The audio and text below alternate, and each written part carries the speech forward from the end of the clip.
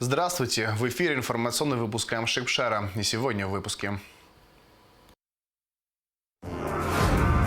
На заседании сессии парламента пришли представители оппозиции Объединенного совета ветеранов Отечественной войны народа Абхазии, чтобы высказать свое мнение по поводу инцидента на набережной Махаджиров 30 сентября. В МЧС Абхазии подвели итоги деятельности за 9 месяцев текущего года. Впервые министерское совещание прошло в формате онлайн-конференции. Как часто в Абхазии рождаются недоношенные дети и какие условия для их выхаживания есть в Сухумском роддоме? 9 вопросов повестки дня рассмотрели депутаты Народного собрания на очередном заседании сессии парламента. Депутаты внесли изменения в некоторые законодательные акты в части регулирования проведения экспертизы временной нетрудоспособности и медико-социальной экспертизы, а также в законы о республиканском бюджете на 2021 год и о бюджете пенсионного фонда на 2021 год. Народные избранники также ратифицировали соглашение между Абхазией и Россией о взаимном зачете за выслугу лет службы в таможенных органах двух стран. Подробности в репортаже Денизы Гергия. В начале сессии спикер парламента Валерий Кварча, отметив важность вопросов в повестке, предложил сначала обсудить их, а затем, если есть дополнительные вопросы, перейти к ним. У нас есть вопросы, которые нужно было гораздо раньше принять, но они в силу различных причин принять их оттягивалось до сегодняшнего дня. Вопросы очень важные, мы должны сегодня решить. Депутат Народного собрания Илхас Джинджоли предложил обсудить внутриполитическую ситуацию в стране после основной повестки дня.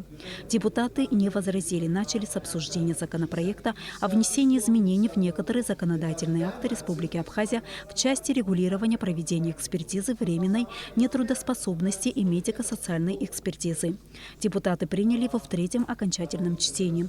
Депутат Илхас Джинджоли объяснил необходимость поправки к закону. Смысл закона в том, что сегодня вопрос проведения МСЭК, так коротко назову, мягко говоря, завис между органами Минсоцом и Минздравом. Без особого энтузиазма проводить этот МСЭК с обеих сторон. Вопрос важный, потому что касается пенсионного обеспечения инвалидности, и он не урегулирован до конца юридически. Поступило предложение от исполнительной власти выделить эту структуру МСЭК при Кабмине. То есть фактически вопрос проведения МСЭК, который в последние годы стал такой немножко капризный, скажем, берется под контроль Кабмина. Затем депутаты приступили к обсуждению поправки в закон о республиканском бюджете на 2021 год. Предварительное обсуждение в профильном комитете проводилось дважды. Проект представила Наталья Смыр. Основные параметры бюджета утверждены в объемах по доходам 10 миллиардов 903 миллиона рублей, по расходам 12 миллиардов 187 миллионов рублей. Бюджетный дефицит вырос до 1 миллиарда 283 миллиона рублей. В республиканском бюджете тоже изменились параметры. Общий объем доходов на 2021 год составил 8 миллиардов 587 миллионов рублей, расходов 9 миллиардов 821 миллион рублей. Проект закона предусматривал 90 миллионов рублей на погашение задолженности по судебным решениям арбитражного суда, накопленных с 2011 по 2014 годы. Однако депутаты отклонили данный пункт. Я считаю, что в государстве, в котором не выплачены пенсии, есть задолженность по пенсиям в определенном объеме, где, я извиняюсь, бушует такой ковид, ситуация у нас очень сложная, хотя на ковид, если вы помните, было внеочередное заседание сессии, где мы принимали 295 миллионов, санкционировали выплаты на медицину. Сумма задолженности всего по арбитражным решениям 312 миллионов. 90 миллионов мы дадим исполнительной власти. Кому выдадут эти деньги и кому будут направлены, по каким решениям будет выполнено данное принятие изменений, мне непонятно. В парламенте обсудили бюджеты районов на 2021 год. Был отмечен Гагарский район, в бюджете которого образовался профицит в 100 миллионов рублей. За счет этого району удалось погасить многие задолженности. Гагарский район в этом году не нуждается в дотациях. Дотации не получат также Сухумский и Галский районы. Гудаутский и Ачамчирский районы получат по 10 миллионов рублей, по 5 миллионов Кулрыбский и Ткварчалский районы, 15 миллионов город Сухум. В ходе заседания у депутатов возникли вопросы по компенсациям ущерба, нанесенного стихией. Та сумма, о которой мы сейчас говорим, 15 миллионов, это даже не покрывает, 10% того, что произошло у нас в городе в течение этого года. Вот. Но у меня вопрос к министру финансов. Эти 15 миллионов, каким образом вы планируете их распределять? Люди, во всяком случае, проживающие со стороны турбазы, с кем я общался, они в меньшей степени просят восстановления их жилья, а в большей очистку реки и укрепление ее. А это в цифрах, коллеги, чтобы вы понимали, до 100 миллионов рублей. Да, под ключ эту реку сделать. Потому что этих людей топит из года в год реально, и проблема не решается. 15 миллионов подспорья для города Сухум, и вот, допустим, на имама Шамиля нет крыши, и на других домах. Одна крыша в среднем обходится от 5 до 7 миллионов рублей. Районам дается на сбалансированность бюджетной системы. То есть, к примеру, расходы города Сухум будут увеличены тоже через решение собрания. Конкретную цель, вот как вы, депутаты Народного собрания, определяете, вот там объемы и цели определили, да, вот дотация, допустим. Вот то же самое в каждом бюджете произойдут изменения. Вице-премьер-министр финансов Владимир Делба отметил, что специальная комиссия определила размер ущерба от стихийных бедствий – 227 миллионов рублей. По словам Делба, Абхазия обратилась за финансовой помощью к России.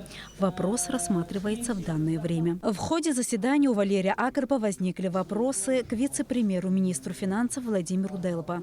Есть еще испорченный КТ и рентген-аппарат республиканский в Центральном медицинском учреждении Абхазии. Он на протяжении нескольких месяцев не работает. Говорили, что нужно было изыскать средства и приобрести там дополнительные запчасти какие-то, чтобы это восстановить. Это первый вопрос. Второй вопрос. Как были использованы вот эти 100 миллионов, которые мы заложили на приобретение приборов учета, которые сказали, что у нас есть иные приоритеты в Черноморэнерго. Мы направили на эти цели из бюджета 9,8 миллионов рублей. Там приобреталась трубка для республиканской больницы. Более того, там сейчас будет приобретаться оснащение, связано там, если я не ошибаюсь, в роддоме, там мониторы будут менять. Много. За последнее время очень много средств направлено на приобретение медицинского оборудования и инструментария. В этом смысле, в отношении того, работает КТ и в республиканской больнице на данный момент или нет, если с точки зрения финансового обеспечения ресурсы туда были направлены. Ни одна заявка по расходам на ковид финансово не задержана, полностью обеспечена, полностью. Ноября 2021 года 407 миллионов рублей направлено на цели по борьбе с ковидом. Прямо в бюджете предусмотрено, как и в следующем году предусмотрена, поддержка энергетической отрасли. После этого вы все знаете прекрасно, прошли консультации с депутатами. Система дала сбой, как говорится, нужно было срочно собрать средства и направить на ликвидацию этих аварий. Я больше скажу, каких трудов нам стоило найти сразу эти средства. Это вообще была фантастика. Мы приостановили, но об этом так система бюджетная особо и не почувствовала, мы приостановили порядка 40% расходов обязательных для того, чтобы саккумулировать средства и направить в энергетическую отрасль. Владимир Делба пообещал представить парламенту документы, в которых будет указано, на каком основании были перенаправлены эти средства. После обсуждения депутаты приняли в окончательном чтении поправки в закон о республиканском бюджете на 2021 год. В бюджет пенсионного фонда на 2021 год также внесены изменения. Речь идет о повышении размера доплат пенсионерам, не получающим пенсии иностранного государства. Парламент принял решение о межбюджетном трансферте из республиканского бюджета пенсионному фонду в размере 20 миллионов рублей. На заседании сессии парламента депутаты ратифицировали соглашение между Абхазией и Россией о взаимном зачете за выслугу лет службы в таможенных органах двух стран. Кроме того, определили сумму средств на содержание контрольной палаты и утвердили бюджетную смету аппарата уполномоченного по правам человека. Парламент также принял решение о создании депутатской рабочей группы по разработке проектов законов о ветеранах ветеранах, национально-освободительном движении и противодействии международной изоляции Абхазии. Дениза Герге, Саида Кухава, Раму Камки, Абхазское телевидение. После заседания сессии парламента в Народном собрании прошло обсуждение общественно-политической ситуации в стране. Чтобы высказать свое мнение по поводу инцидента, произошедшего 30 сентября между депутатом парламента Гарри Кукая, ветеранами войны и руководителями МВД, а также о сегодняшней ситуации в республике, в парламент пришли представители оппозиции и Объединенного совета ветеранов Отечественной войны народа Абхазии. Они высказали свое несогласие с решением президента о восстановлении в должности министра внутренних дел Дмитрия Дбар. После эмоционального, но непродолжительного обсуждения все представители общественных политпартий и ветераны удалились из зала заседания парламента. Депутаты остались в зале заседания и продолжили разговор, но уже без участия журналистов. Далее группа депутатов во главе со спикером парламента Валерием Кварчи отправилась к президенту для обсуждения сложившейся общественно-политической ситуации. Расширенные репортажи из зала заседаний Народного собрания смотрите после выпуска новостей. О том, что обсуждалось на встрече с президентом Асланом Бжаня, журналистам рассказал депутат Рауль Лолуа. После встречи с президентом депутаты парламента решили поехать в село Адзюбжу, и там уже переговорить с ветеранами войны. Значит, с президентом обсуждался сегодняшний день. Мы рассказали, что приходили представители оппозиции в парламент, мы рассказали, что приходили ветераны, и ситуация сложная, продолжает оставаться сложная, и парламент не может оставаться в стороне от всех этих процессов. И из числа 4 депутатов были делегированы к президенту, и разговор состоялся. Значит, был спикер парламента, вице-спикер парламента Умар Кокович Джинджоля и я. Значит, одно из предложений, которое было озвучено президенту, это то, что здесь, в стенах парламента, могло бы состояться, могла бы состояться встреча Дмитрия Дбар и ветеранов. И он бы принес извинения свои. То, что он озвучивал это вчера, вы, наверное, все это прекрасно видели в прессе, да. И здесь, в стенах парламента, это хоть небольшой шаг для того, чтобы ситуацию хоть как-то попытаться разрядить. Мы с таким предложением вышли. Он это воспринял очень положительно и говорит, если ветераны будут поддерживать ваше предложение парламента, я с удовольствием это приму, и такое событие могло бы произойти. Но после того, как мы уже спустились от президента, я подошел к ветеранам, к тем, о которых мы сейчас говорим. Им об этом тоже сказал. Сейчас решение было принято поехать туда к ним, дополнительно это с ними обсудить. То, что касается правовой части, хочу вам сказать, она очень сложная, это долгий очень процесс. Президент по закону имел право на основании тех решений, которые были приняты Генеральной прокуратурой, вернуть на должность министра внутренних дел.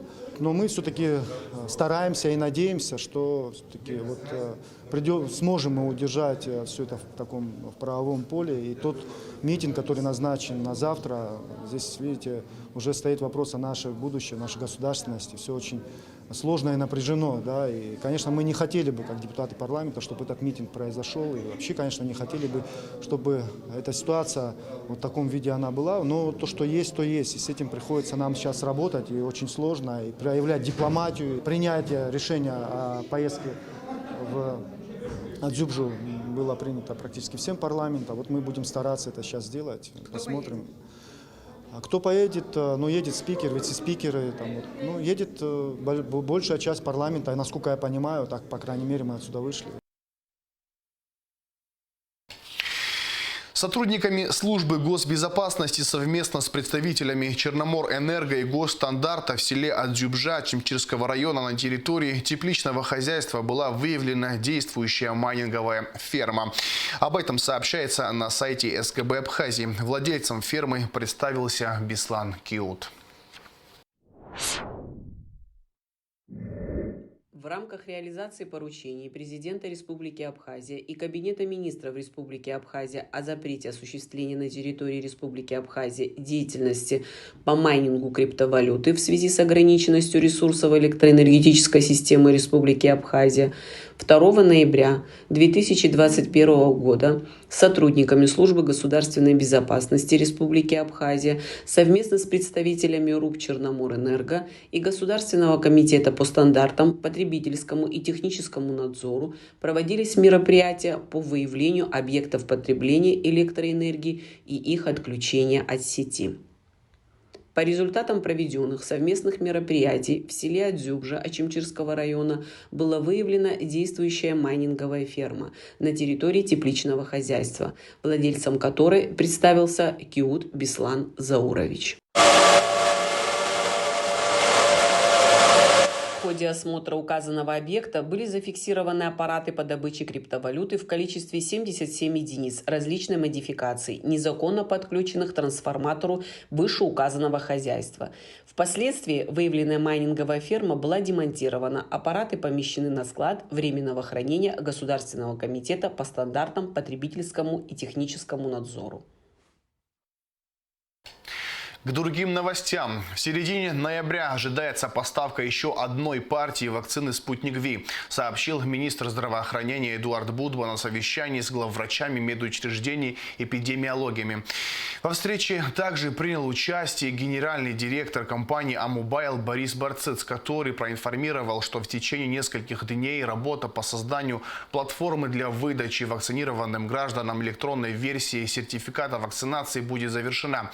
Получение QR-кодов для граждан будет максимально упрощено, и населению в скором времени озвучат всю необходимую информацию для их получения.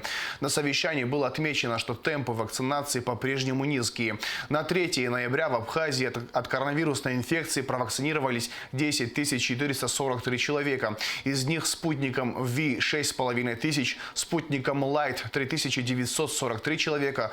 Эдуард Будба отметил, что надо усилить пропаганду вакцинации. Кроме того, на этой неделе началась вакцинация и от гриппа. Желающие могут сделать прививку в районных поликлиниках или ЦРБ. Вакцинация детей в Сухуми будет проходить в детской поликлинике. 19 октября в Сухумском роддоме появились на свет глубоко недоношенные близнецы весом всего 800 и 850 граммов. 15 дней специалисты-неонатологи помогали им адаптироваться к жизни. Детей выхаживали в палате интенсивной терапии в специальных инкубаторах, кувезах. На днях их вывезли за пределы Абхазии для дальнейшей реабилитации. Как часто в Абхазии рождаются недоношенные дети и какие условия для их выхаживания есть в Сухумском роддоме, выясняли наши корреспонденты. Репортаж Эсмы Гуладзе. Всему свое время, а родам особенно. Чтобы ребенок полностью сформировался в утробе матери, нужно 9 месяцев. Однако случается так, что времени вырасти и окрепнуть у малыша нет. Причины преждевременного появления на свет разнообразны.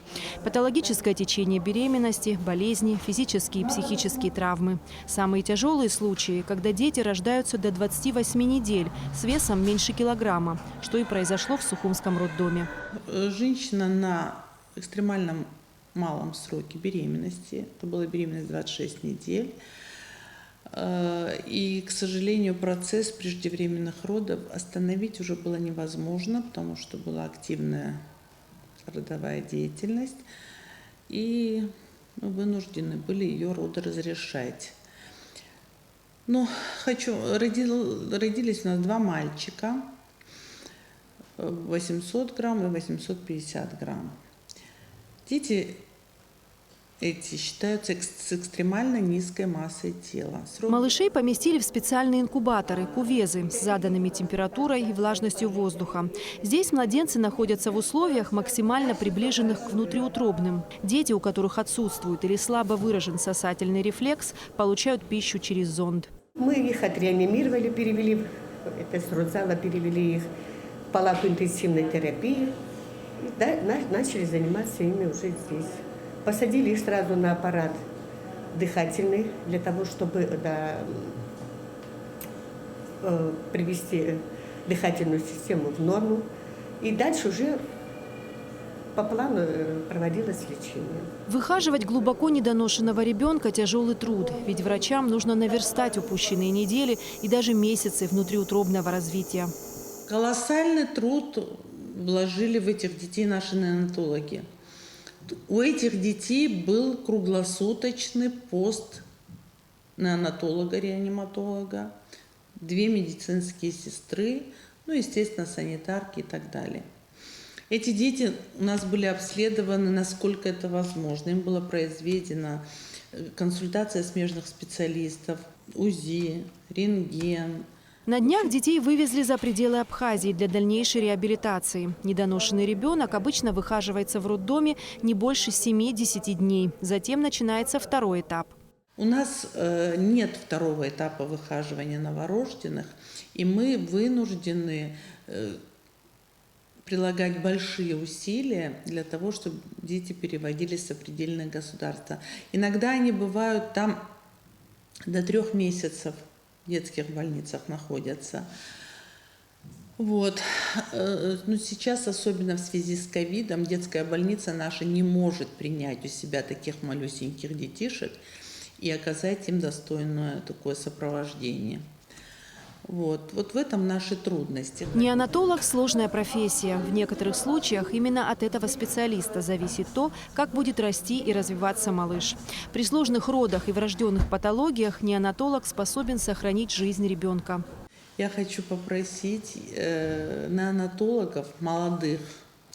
Я знаю, что есть девушки, которые учатся в лучших вузах Москвы. Есть даже аспирант неонатолог.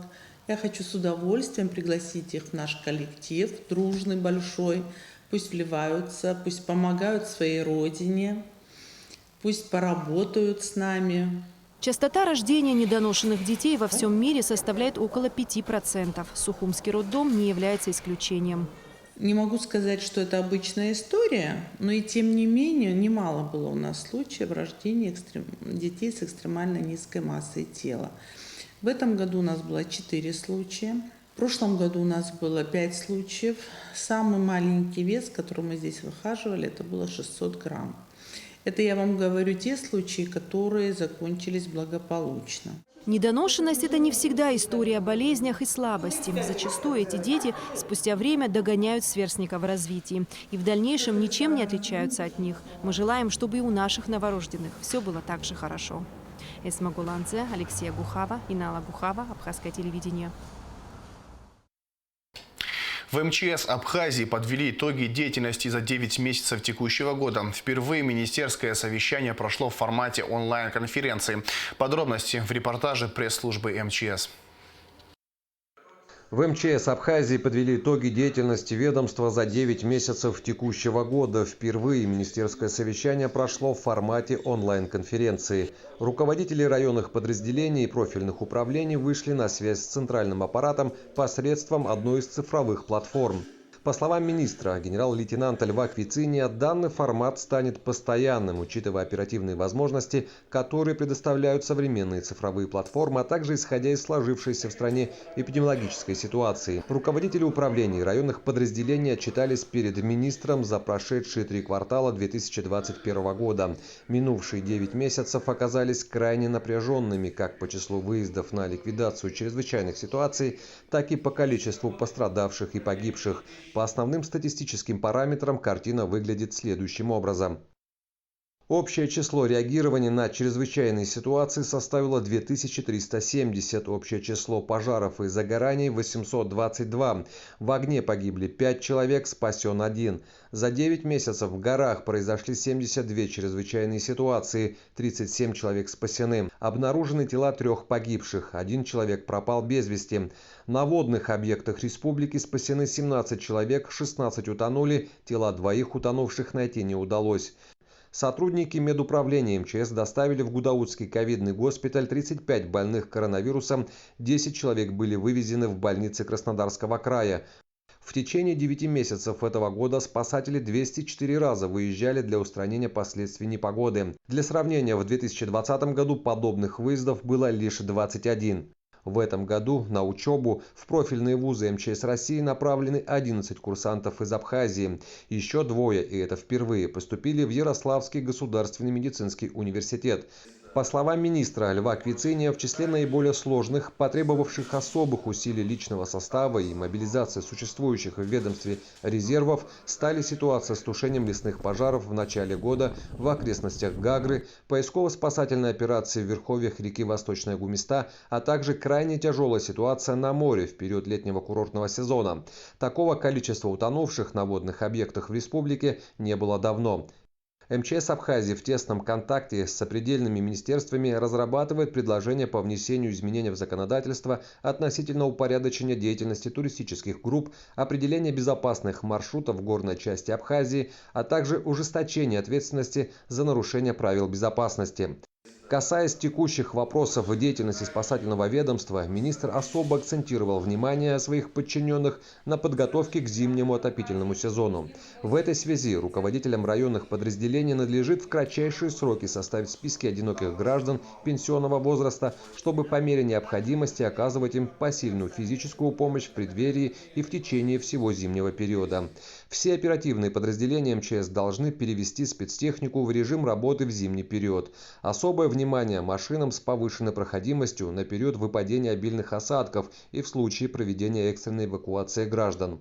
Необходимо усилить проверку детских дошкольных учреждений и общеобразовательных школ на предмет их готовности к проведению отопительного сезона во избежание пожаров в течение всего зимнего периода.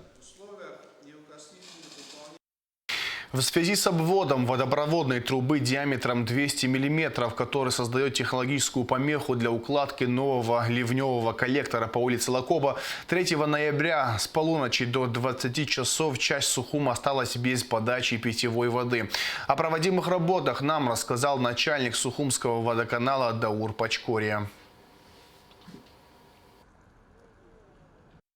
Работы проводятся в данный момент по укладке ливневого коллектора. При укладке ливневого коллектора здесь стальная труба диаметром 200 водопроводная, она как бы на пересечении находится, и она мешает нам. Мы ее должны обвести для того, чтобы уложить ливневый коллектор. Проблема заключается вот в этой трубе, мы ее решим сегодня и уйдем наверх, укладывать ливневый коллектор. Работы проходят нормально. Сейчас, я думаю, час-два вода сойдет, и мы быстренько сделаем вставку трубы. 4 ноября в Ткварчале состоится матч 20-го тура 3-го этапа чемпионата Абхазии по футболу сезона 2021 года. Встречаются ткварчалский «Шахтер» и Гудаутская «Рица». Начало матча в 15 часов 10 минут. Напоминаем, что прямую трансляцию всех матчей можно смотреть на канале Абхазского телевидения, в системе «Спорт» и в соцсетях. И в завершении выпуска о погоде.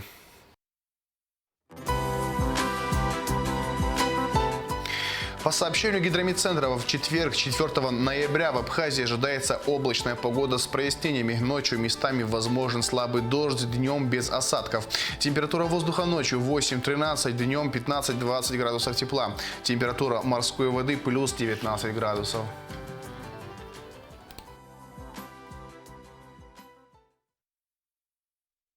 На этом информационный выпуск Камши-Ушара подошел к концу. Всего хорошего. До свидания.